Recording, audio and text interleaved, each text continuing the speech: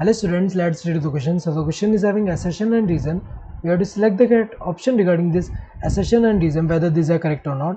Assertion is penicillin was extensively used to treat American soldiers wounded in World War II. ये तो सही दिया हुआ है, क्योंकि अगर हम देखें ये सबसे पहले डिस्कवर किसने किया है, अलेक्जेंडर फ्लेमिंग।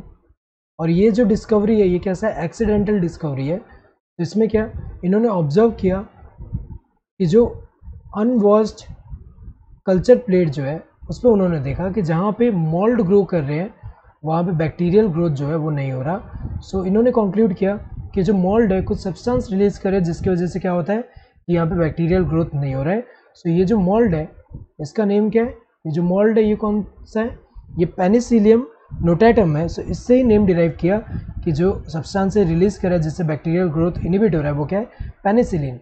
और लेटर ऑन इसी पेनिसिलिन की अगर हम बात करें तो वर्ल्ड वॉर 2 में जो अमेरिकन सोल्जर जो यहाँ पे घायल हो रहे थे उनका जो वुंड है उसको किससे ट्रीट किया गया, ये जो पेनिसिलिन है इससे, क्योंकि एंटीबायोटिक है। सो इन्फेक्शन जो है उसको क्या कर रहा है, ये इन्फेक्शन को प्रिवेंट कर रहा है। तो अगर देखा जाए ये जो है ये तो करेक्ट दिया हुआ है। रीज़न क्या दिया है, Fleming, Chain and Florey were awarded the Nobel prize in 1945 for this discovery.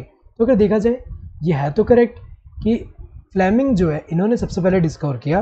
और लेटर ऑन अगर हम देखें सो ये जो पेनिसिलिन का इफेक्टिव ये इफेक्ट इसका पोटेंशियल जो है कि ये एक पोटेंशियल इफेक्टिव एंटीबायोटिक है वो इस्टेब्लिश किसने किया, अर्नेस्ट चेन एंड हार्वर्ड फ्लोरे ने किया। तो इन तीनों को अगर हम देखें 1945 में इस डिस्कवरी की वजह से नोबेल प्राइज़ मिला। तो अगर देखा जाए ये दोनों स्टेटमेंट करेक्ट है, बट रीज़न जो है करेक्ट एक्सप्रेशन नहीं है सेशन का कि यहाँ पे इनके इसके डिस्कवरी की वजह से इनको नोबेल प्राइज़ मिला। इसलिए अगर हम देखें ये जो पेनिसिलिन है इसका एक्सटेंसिवली यूज़ हुआ है कि अमेरिकन सोल्जर जो है उनके वुंड की ट्रीट करने के लिए। तो अगर देखा जाए दोनों स्टेटमेंट सही है, but reason is not a correct expression of the assertion. Both assertion and reason are true and reason is the correct expression of the assertion. गलत है, क्योंकि अगर हम देखें दोनों ट्रू तो है बट रीज़न करेक्ट एक्सप्रेशन नहीं है असर्शन का। Both assertion and reason are true but reason is not the correct expression of the assertion. ये सही है, दोनों ट्रू है बट रीज़न करेक्ट एक्सप्रेशन नहीं है असर्शन का। Assertion is true but reason is false, ये तो गलत है। रीज़न फॉल्स नहीं है, ट्रू है। Both assertion and reason are false, ये गलत है, दोनों फॉल्स नहीं है, यहाँ पे दोनों ट्रू है। Correct answer would be the second one. Hope you understood the question. Thank you and all the best.